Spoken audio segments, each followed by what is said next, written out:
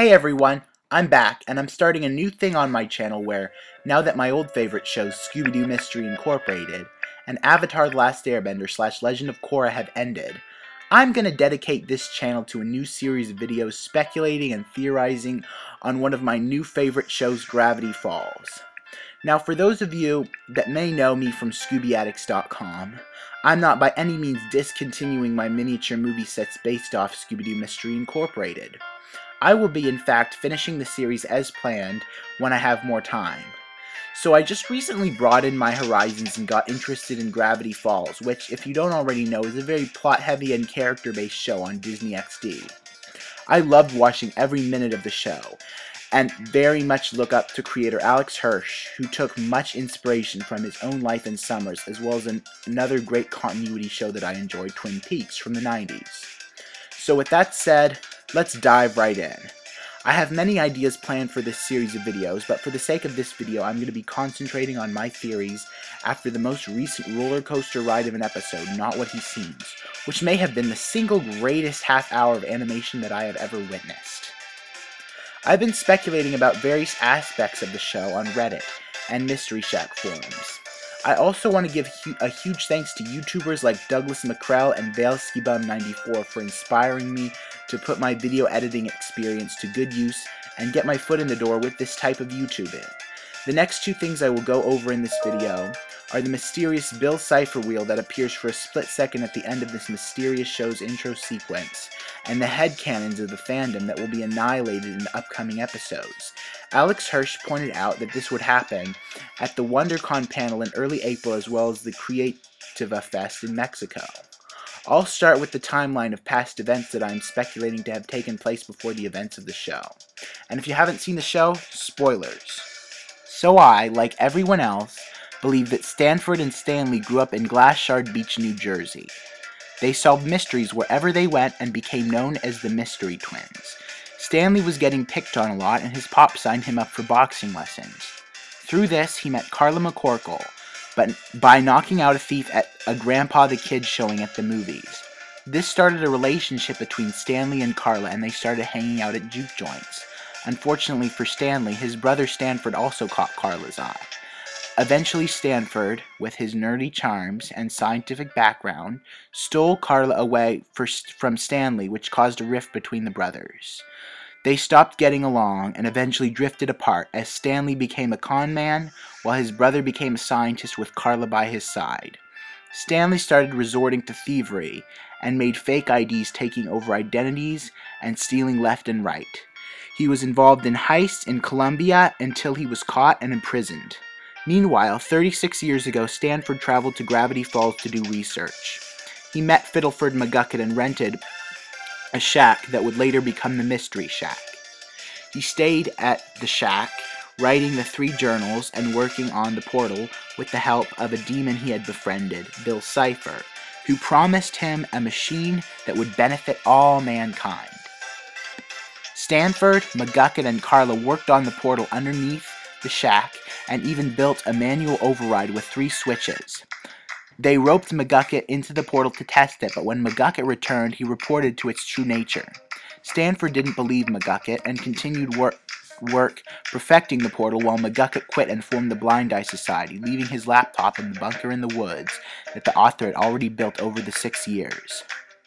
The author then started having second thoughts about the portal after going through it himself, so he decided to prepare for the apocalypse by stocking supplies in his bunker in the woods, where Bill didn't know he had one. He started writing in invisible ink, since he knew Bill was watching him, and attempted in the last-ditch effort to hide the journals and shut down the portal. He gave Journal 2 to Carla and hid Journal number 3 in the woods near the bunker. Then he took Journal number 1 into the basement of the Mystery Shack as he needed one to try to shut down the portal, but he didn't want to rebuild it to be rebuilt again. He then called his brother Stanley in Colombian prison and told him the story of Bill Cipher, Gravity Falls, the portal, and the thoughts that he may never see his brother again in case something goes wrong. He then tried to shut down the portal, but instead was sucked in and sealed inside by Bill Cipher.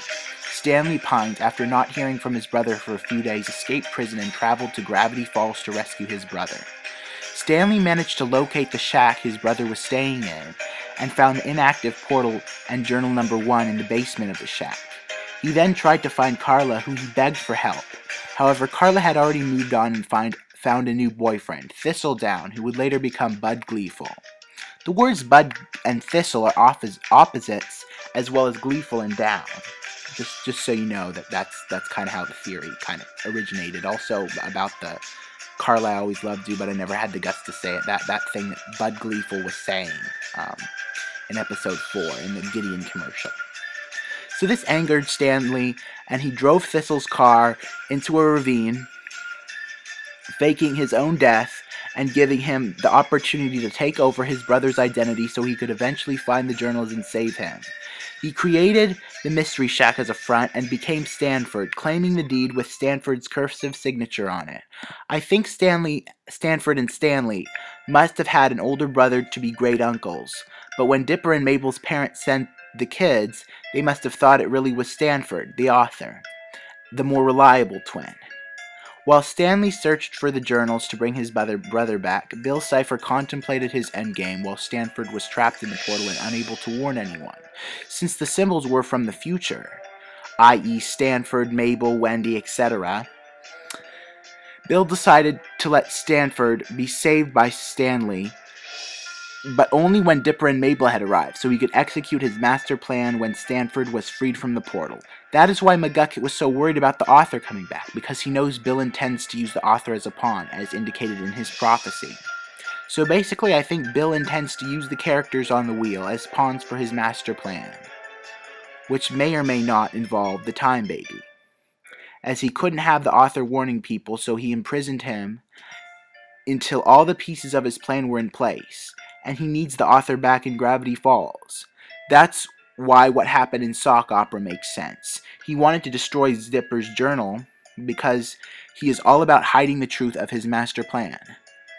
Carla is likely to be Gideon's mom currently, and Bud Gleeful Thistledown, who has been erasing Carla's memories over the years of the author's disappearance. That would be a possible explanation of how Gideon got journal number 2. Think about it. All the puzzle pieces are in place now. We know that what Bill wanted through this theory, as well as Stanford and Stanley. And McGucket was so afraid of the portal because of this. And also think about Stanley. Carla and Stanford were his whole childhood, and now they are gone from his life. This would indicate a very powerful backstory as well, to make Stanley, Grunkle Stan, a more sympathetic character. Well, that's all I've got for the backstory. I hope you guys enjoyed it, and I think it's likely some of it will come true. Not all of it, as I don't have a lot of the Carla stuff worked out. Next, I'm going to talk about the headcanons that I think will be annihilated. But before I start, I want to say that one of these two headcanons has spawned excellent fan art, especially Mooring Mark, who is a fantastic artist and deserves the best of recognition among the fandom.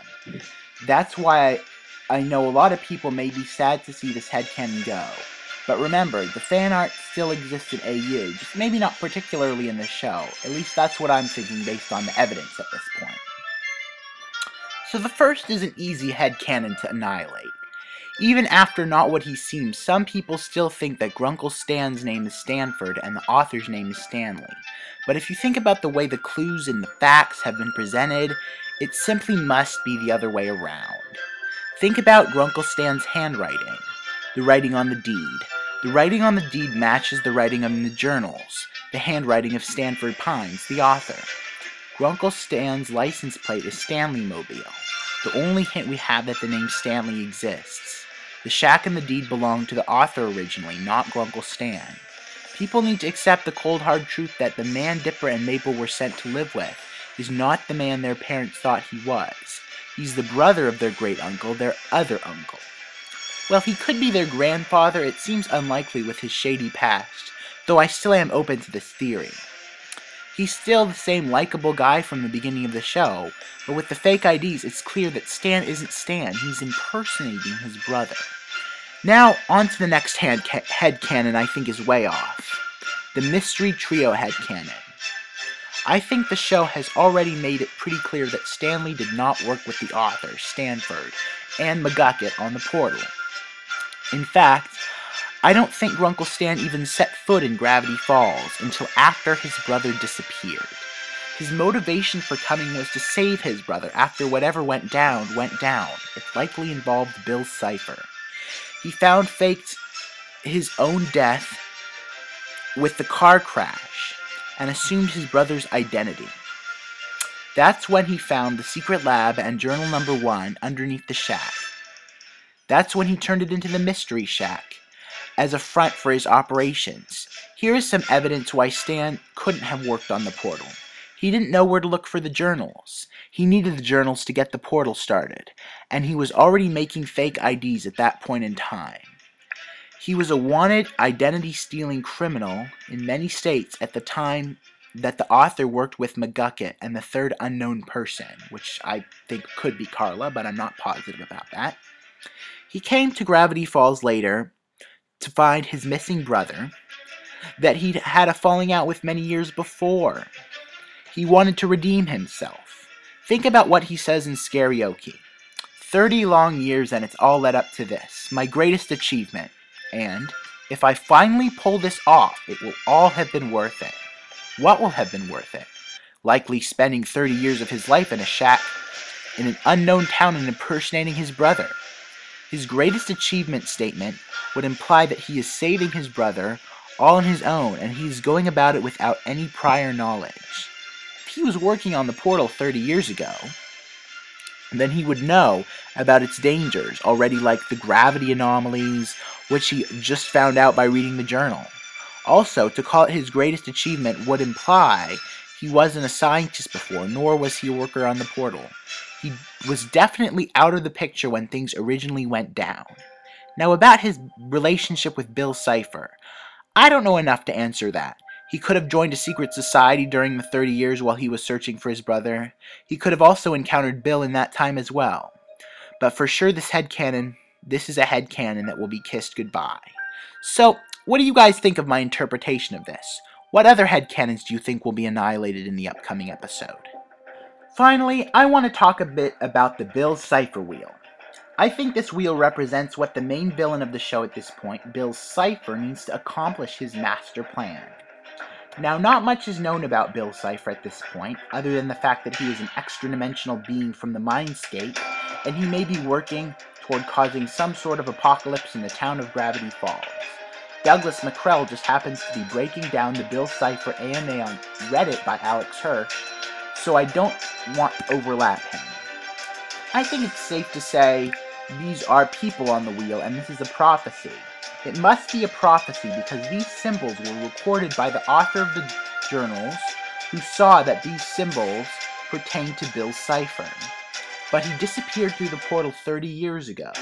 This means that, because people were on the wheel that weren't born yet 30 years ago, Bill must have powers foretelling what is to come.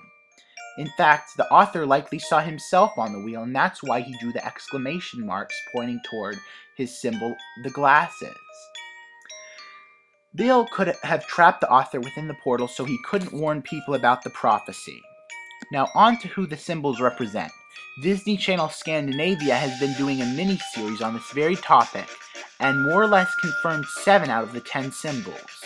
Dipper is the pine tree, Stan is the Fez symbol, Mabel is the shooting star, Gideon is the pointed star, Robbie is the heart, Seuss is the question mark, and the journals themselves are the 6-fingered hand. Now the rest are left up to guessing. I do think it's pretty clear, though, that the author is the glasses. As for the llama, we have 2 clues about this. In episode 3, the wax head of Larry King tells Mabel that llamas are nature's greatest warriors, as she is trying on a llama sweater. However, I think the llama on the wheel is pointing the opposite direction from the one on Mabel's sweater. Pacifica Northwest was confirmed by Alex Hirsch to have been originally created to be the mirror opposite of Mabel. This is one clue, that the llama is Pacifica. Another is that in episode 30, the picture of a llama is seen in the hidden room of the Northwest Manor. It's easy to miss. I even had to be tipped off about it, as I didn't catch it the first time. Lastly, we have the ice. This has been the most speculated symbol on the wheel, and it is the one we have the least evidence about, but I'm going to pull Occam's razor and say it's Wendy. There are a number of reasons for this.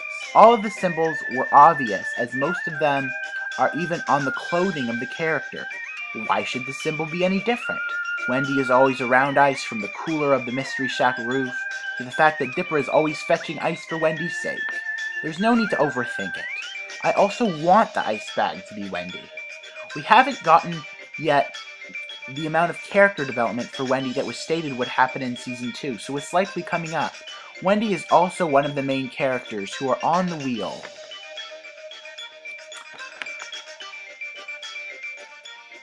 So it would be weird if she wasn't on the wheel. The wheel needs more female representation, and without Wendy, you only have Pacifica and Mabel. So there you have it, my take on the Bill Cipher wheel. So again, thank you so much for watching this video. Leave a like if you liked it, and comment below, as I love discussing the show with fellow members of the fan community. I'll be making more videos soon, so stay tuned. Until then, peace out, and I'll see you guys later. Happy mystery solving!